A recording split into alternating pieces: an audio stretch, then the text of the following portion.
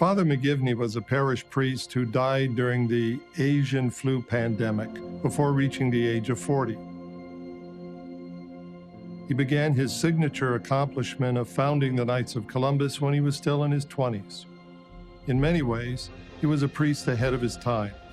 His vision for the relationship between laity and clergy anticipated the Second Vatican Council by nearly a century, and his desire to keep men Catholic guided his founding of the Knights of Columbus, and his conviction that Catholics in America could be both faithful to their church and good citizens helped Catholics claim their place in American society.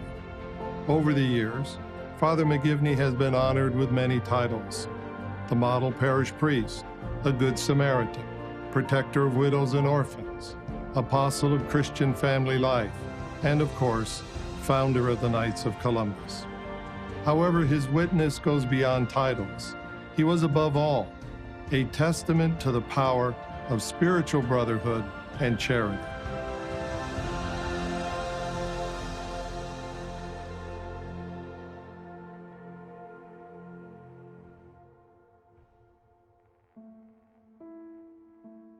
Father McGivney's father and his mother were both immigrants from Ireland. They were both potato famine migrants.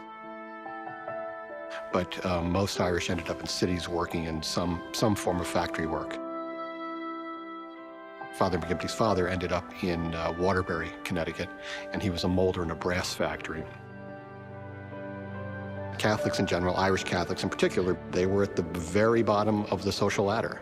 They were the ones from the poorest country coming, without much of education, without a lot of skills, and because of that, they were discriminated against in many facets of life. At the time of Father McGivney, there was, in many ways, great opposition to the Catholic faith. There was a thinking that there's greater allegiance to the Pope than there is to the President.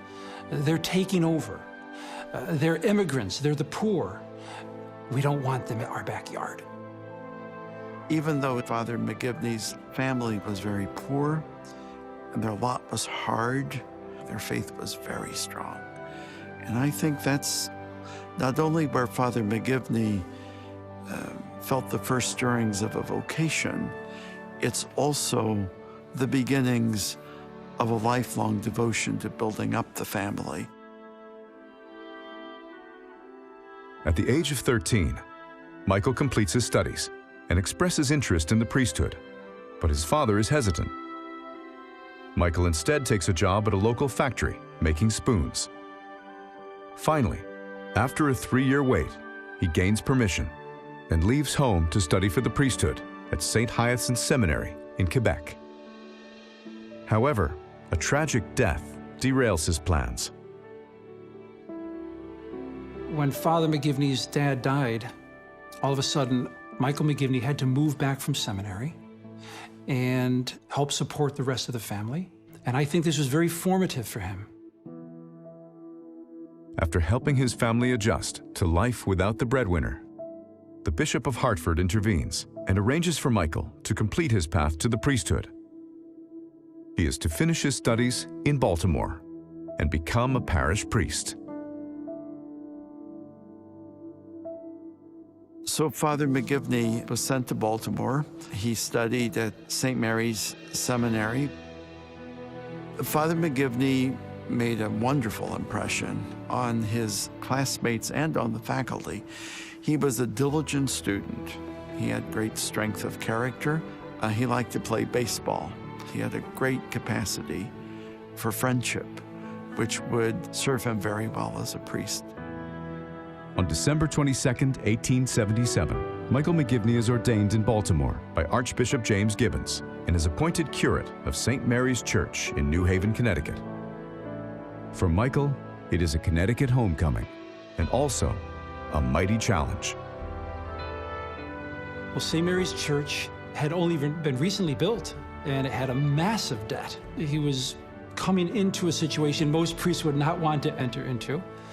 And there was also a great resistance to Catholicism at that time.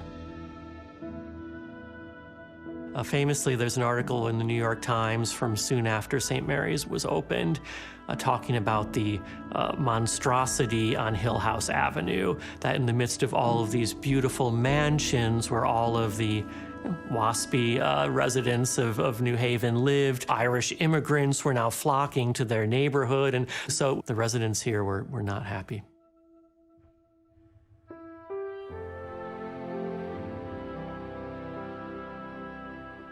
Father McGivney sets about making St. Mary's Church a center of Catholic life.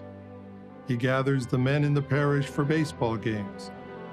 He organizes outings for youth, and he makes the church the center of community life for families.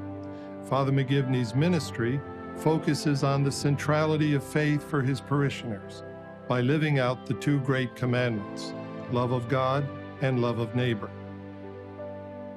Now, these were not abstract commands for Father McGivney. They had to be put into practice. They had to change people's lives.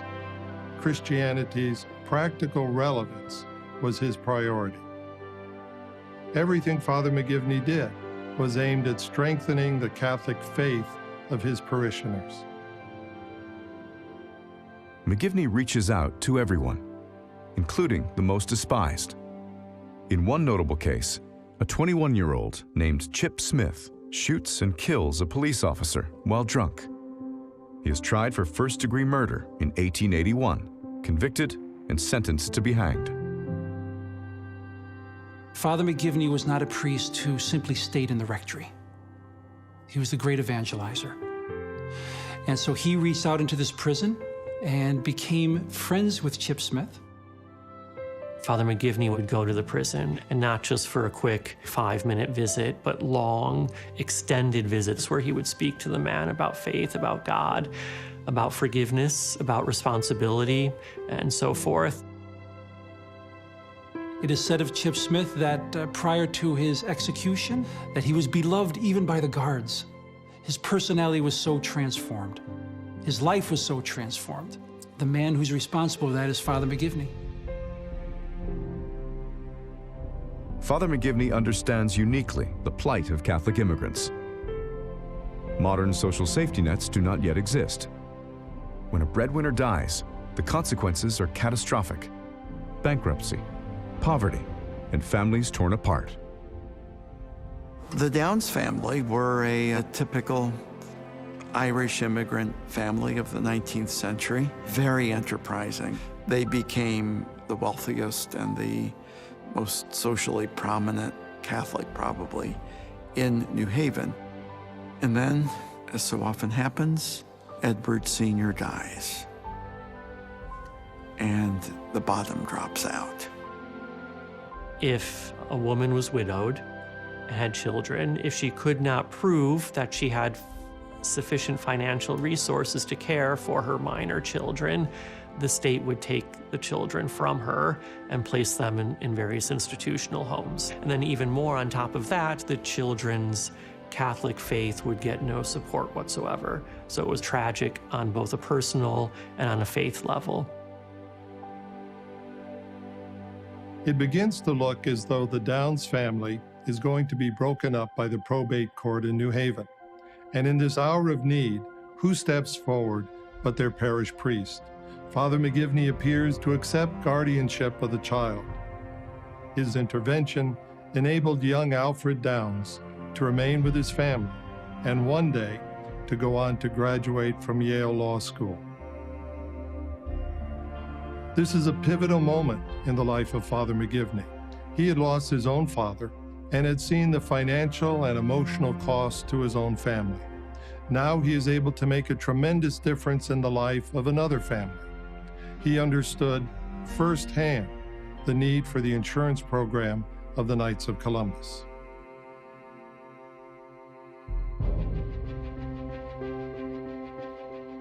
In the fall of 1881, Father McGivney gathers 24 men for a meeting in the basement of St. Mary's. He shares with them his vision of a Catholic fraternal group bound by the spiritual principles of charity and unity, and named for Columbus, the most celebrated Catholic figure at the time, and one whose name would help make the case that Catholics could be good American citizens as well. the Knights of Columbus is born. Christopher Columbus, at the time, was revered as the founder of America. Not only that, America was a Protestant nation. Columbus was a Catholic. So here you had this way of affirming their American identity, and that was an essential part of the Knights of Columbus from the very beginning. Charity, unity, and fraternity were not abstractions. These were principles that flowed from Father McGivney's life. They echoed the gospel and summed it up, and he was able to not only communicate them to those early Knights of Columbus, but to inculcate them in their lives and in their spirituality. Father McGivney had several goals in the foundation of the Knights. First and foremost was the protection of the spiritual welfare of his parishioners. The Catholic men of New Haven were being lured from the faith with the promises of social advancement and other benefits by anti-Catholic societies. What Father McGivney saw was that a Catholic group was needed to create a network of faithful men capable of strengthening rather than diminishing the faith of those who joined. Father McGivney saw the Knights as responding to threats to the faith of Catholics, as well as the means to protect their families spiritually and materially. Keeping the Catholic family together not only meant helping these families advance socially, it often meant keeping the Catholic family Catholic. Again, it was a very practical way of transmitting the faith and therefore of evangelizing the next generation of Catholics. Father McGivney saw the Knights of Columbus as a community of brothers who were concerned for one another and who would be there to offer each other a helping hand.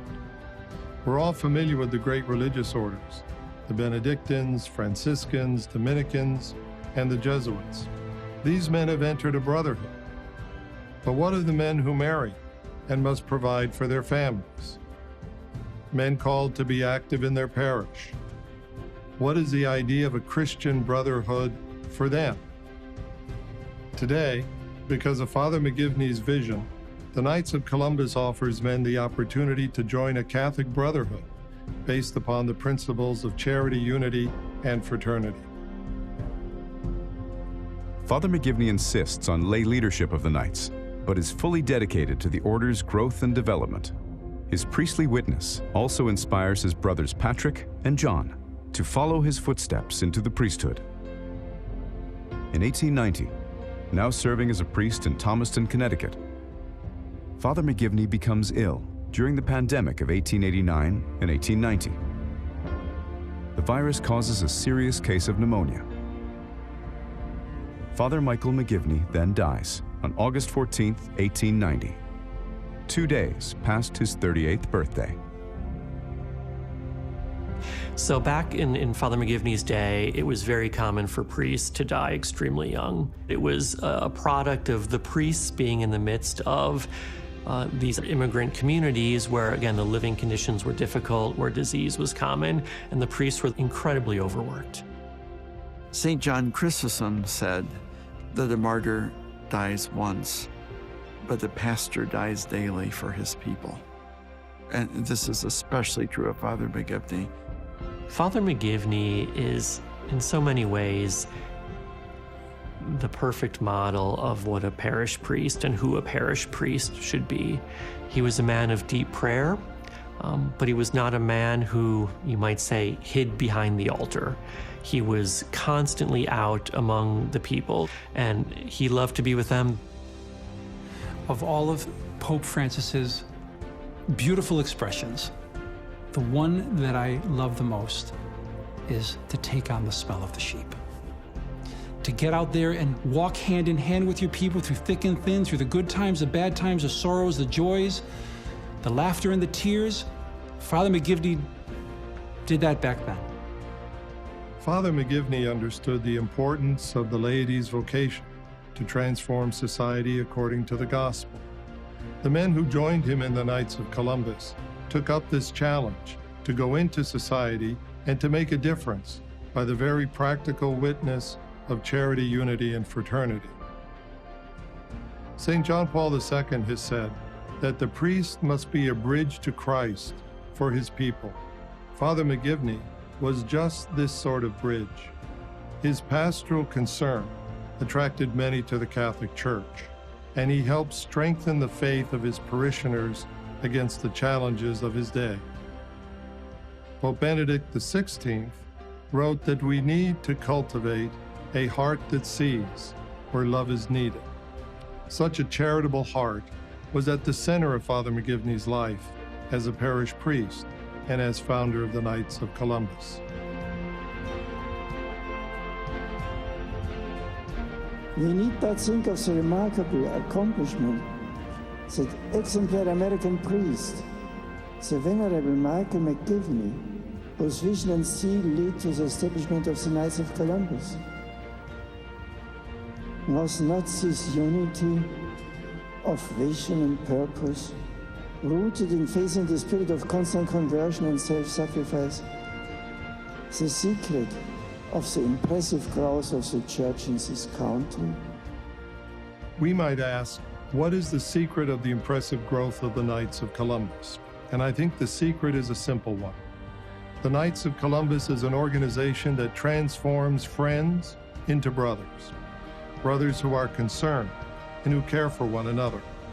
This was the spiritual genius of Father McGivney, not just to preach about the need for charity and unity, but to help us see our neighbor in need as a true brother or sister, so that our charity becomes a fraternal charity, and our unity becomes a fraternal unity.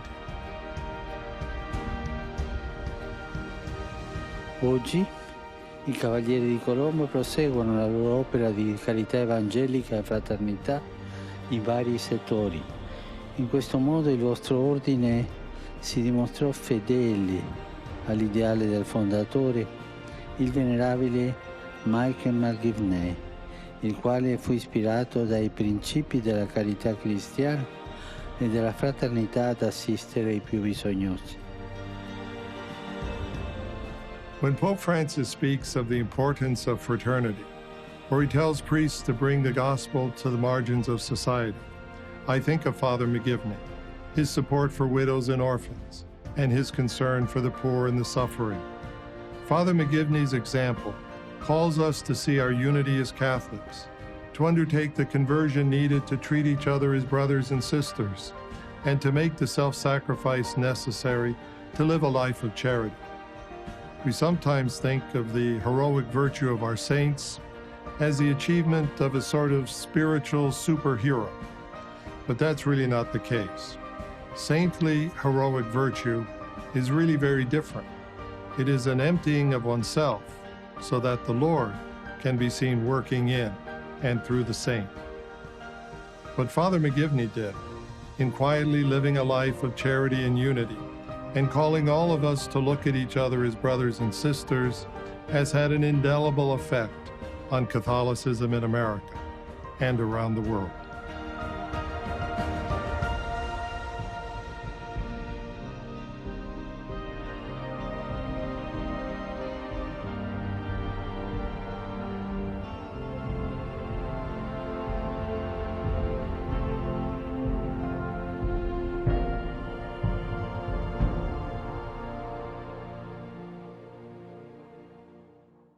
Michael, will you sing us a song? Sing Hail Mary. Hail Mary.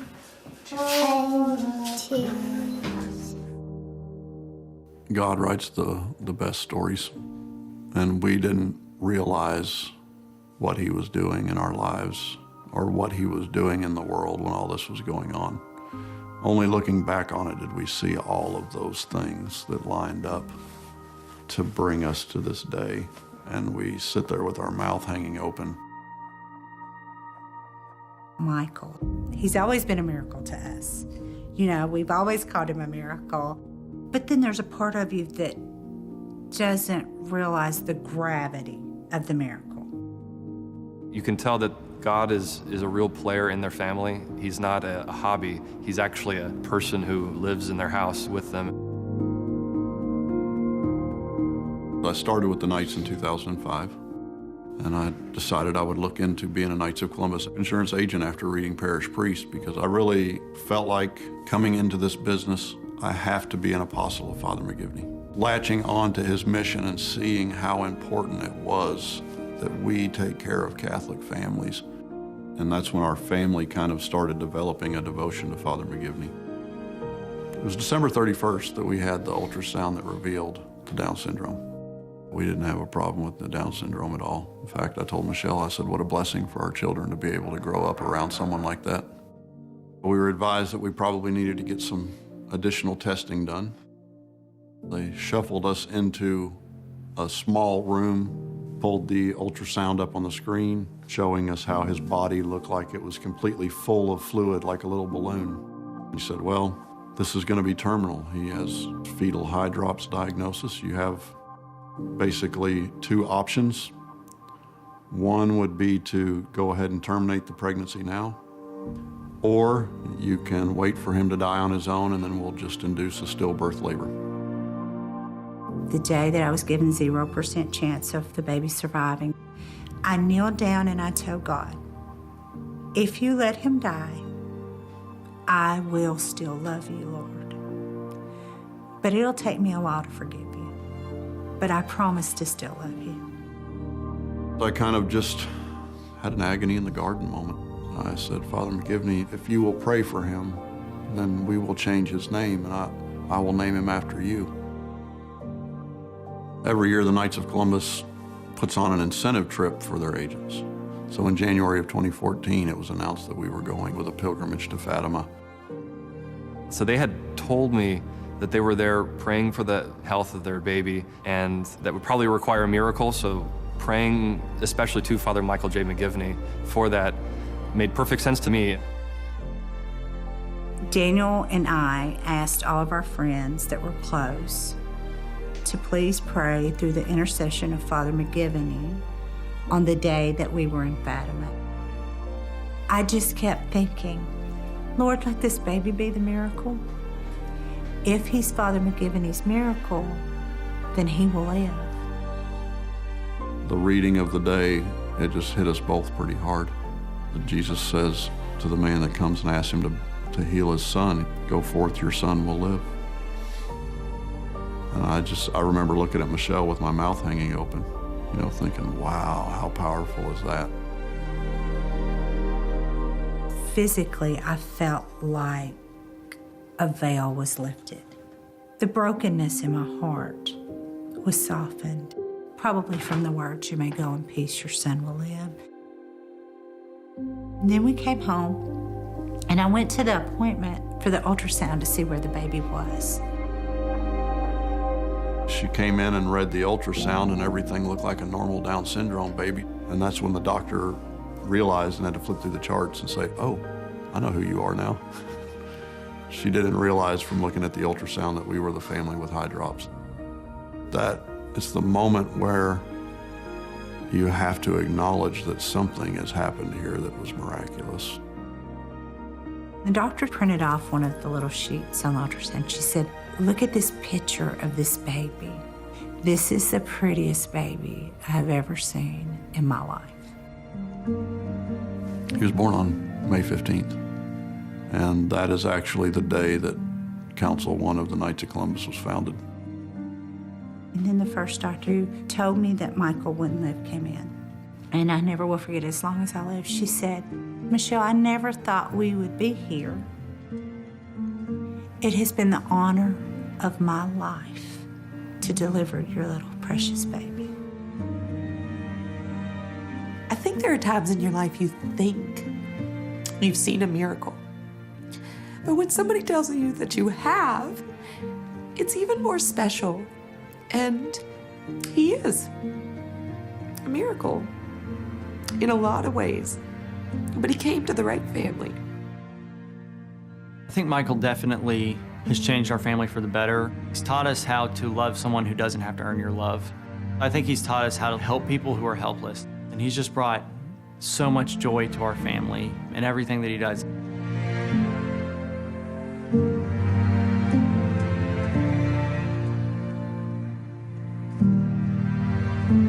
I just walked downstairs one day and everyone was all screaming like, oh, it's approved. It's still mind-blowing to me that the Pope approved it, that God used our family in this way. Like, I can't even comprehend all of the people that this could touch and help out, and it's just really amazing. If there's a child that Father McGivney would want to help, this is the one. He's the youngest of 13. Father McGivney was the oldest of 13. The Knights of Columbus is very deep into the movement of those with special needs. He's one of the most loving children I've ever seen, and he has true joy. He makes everyone feel loved. God wrote this story. God chooses the miracles. God chooses who is beatified. He chooses who is canonized. He wants Father McGivney to be honored, and so he shall be.